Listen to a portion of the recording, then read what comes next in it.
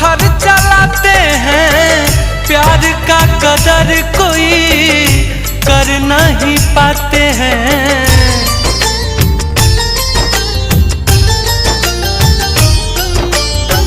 दीवाने के दिल पे लोग पत्थर चलाते हैं, प्यार का कदर कोई कर नहीं पाते हैं।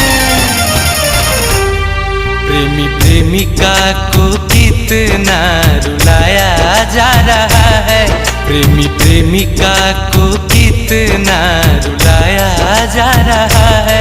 क्यों मोहब्बत का नक्शा मिटाया जा रहा है, क्यों मोहब्बत का नक्शा मिटाया जा रहा है।